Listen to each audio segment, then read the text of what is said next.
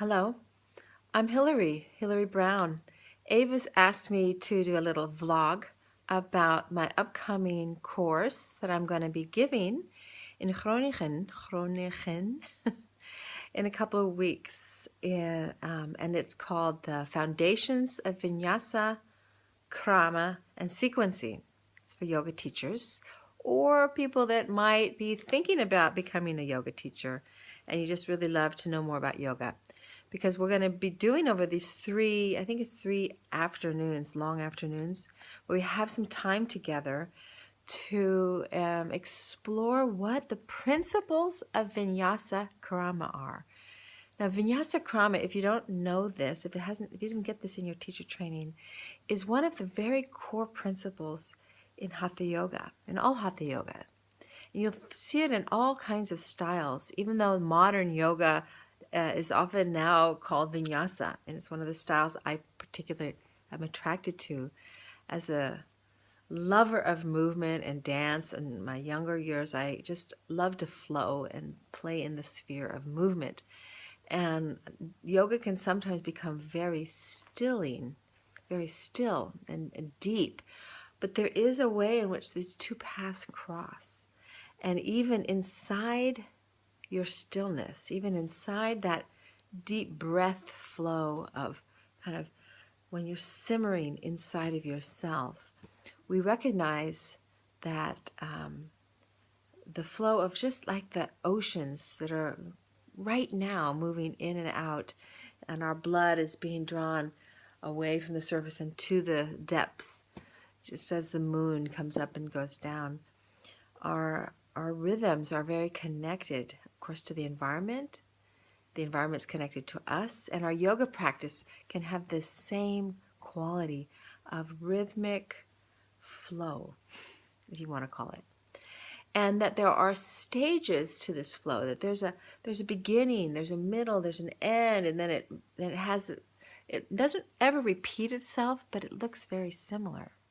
So when you start to learn how to teach from a kind of a step-by-step progression, things fall in their place naturally.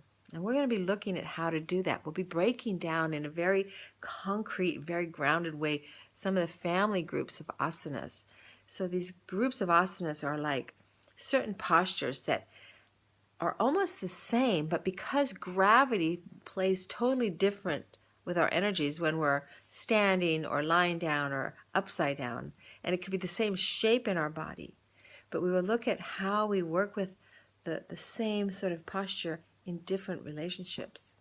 And then once you understand how to bring someone into a posture from a very grounded way, and so it can blossom through your words and through your touch and through your kind of bringing them into the posture, holding it and coming out the other side, then the next posture will reveal itself, and on and on.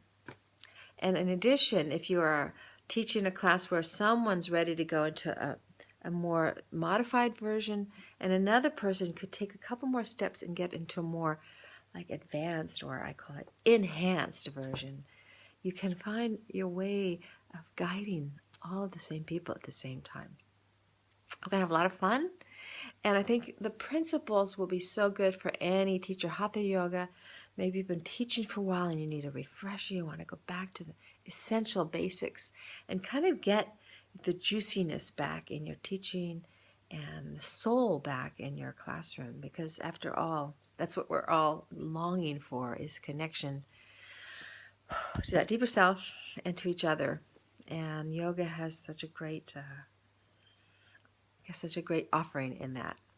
So I have a bunch of things. I have all my papers here. I'm looking at what we're going to be doing because I've done this course a few times.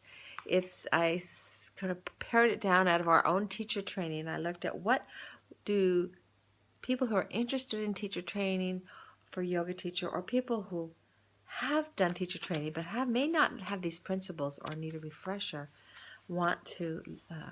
need to learn in order to be able to go home the next week and actually have something nice and fresh to deliver. And these are things you can do for your own practice and for your students. I hope to see you. I'm really looking forward to coming up there. It's my first time teaching in Groningen, sorry. And so, see you soon. Bye. Oops, bye. Press that button.